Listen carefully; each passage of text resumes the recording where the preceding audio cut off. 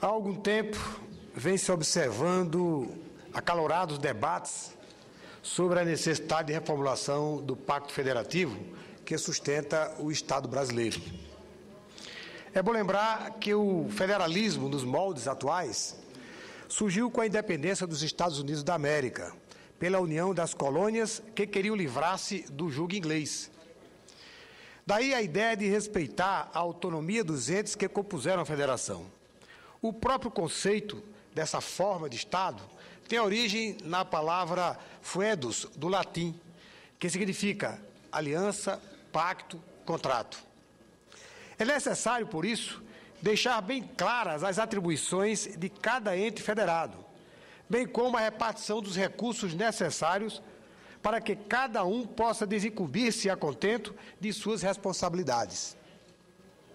O Brasil, historicamente, a não ser na configuração das capitanias hereditárias, constituiu uma unidade colonial subordinada à metrópole portuguesa, unidade que foi mantida durante o Império. Com a proclamação da República, teve lugar a opção por um modelo federativo, mas que, na prática, continuou concentrando muito poder na esfera superior, aquela que se apresenta como o Estado brasileiro soberano.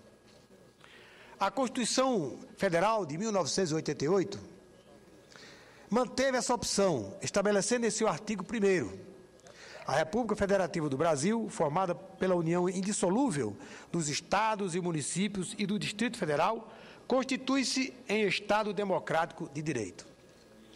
Senhor presidente, pode-se ver que a distorção que vem ensejando contínuas e acirradas discussões está na origem de nossa federação. Trata-se do descontentamento dos entes federados com respeito ao nosso modelo tributário, que concentra enorme parte de tudo o que é arrecadado sob o controle da União. Essa distorção acaba gerando enorme dependência dos estados e dos municípios em relação ao poder central. No Estado Federal, existe uma distribuição de competências fixada pela Constituição, mas é evidente que nada adianta receber atribuições se a entidade não possuir meios próprios para a realização daquilo que lhe é atribuído. Quando a obtenção de recursos se transforma em dependência, o ente federado não poderá exercer suas funções com autonomia, o que contradiz o espírito de federação.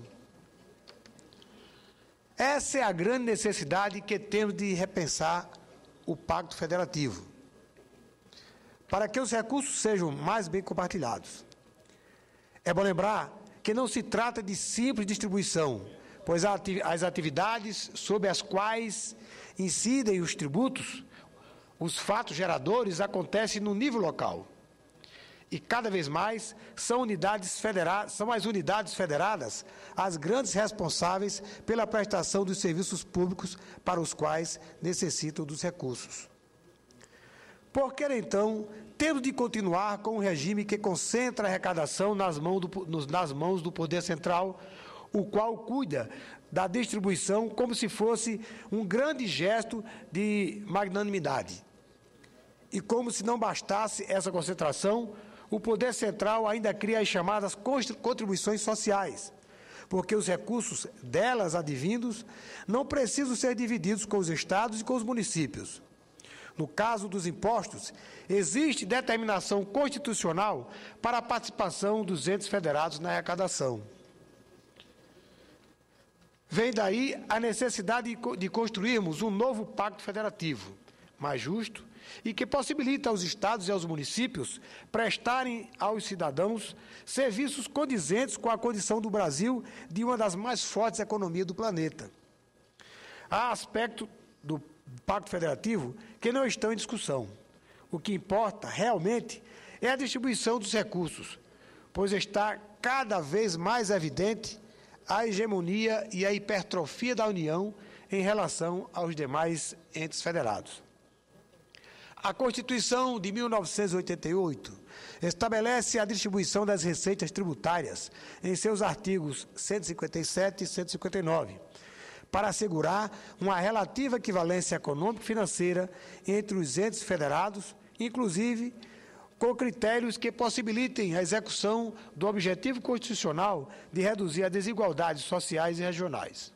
Porém, como a União pode criar as contribuições sociais que não fazem parte do bolo a ser dividido, essa prerrogativa resulta em maior concentração ainda dos recursos arrecadados, colocando os estados e os municípios numa situação de extrema dependência de negociações políticas.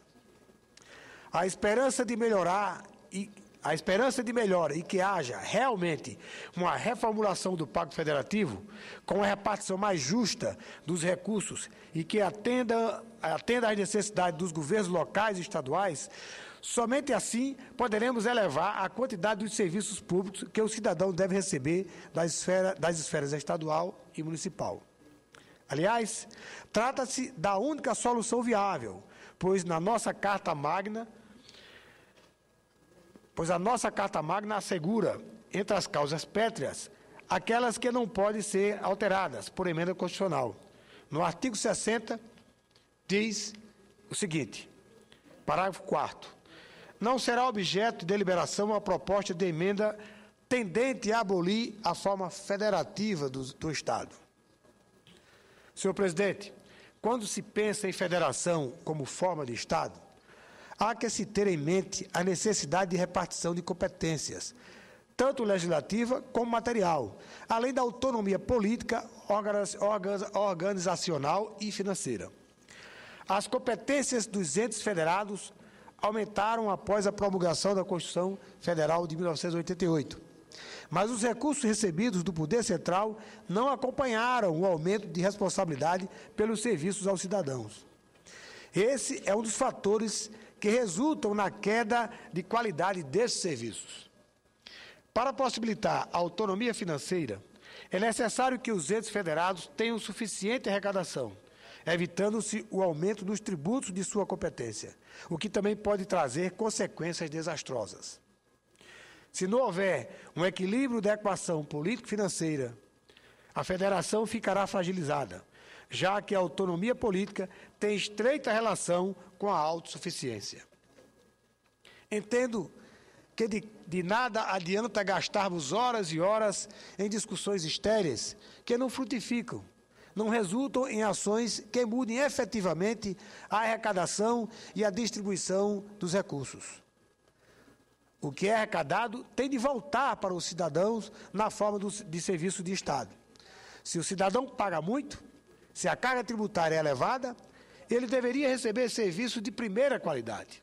Entretanto, para que isso possa tornar-se realidade, os estados e os municípios, que são os responsáveis mais diretos pelos serviços públicos, precisam de uma participação condizente e mais justa nos recursos que a União se encarrega de distribuir. Já que existe tanta concentração da arrecadação dos recursos públicos na mão do Poder Central, que pelo menos os estados e os municípios tenham neles uma participação condizente com as suas atribuições. Está aí a maior preemência na reformulação do Pacto Federativo. Era o que eu tinha a dizer.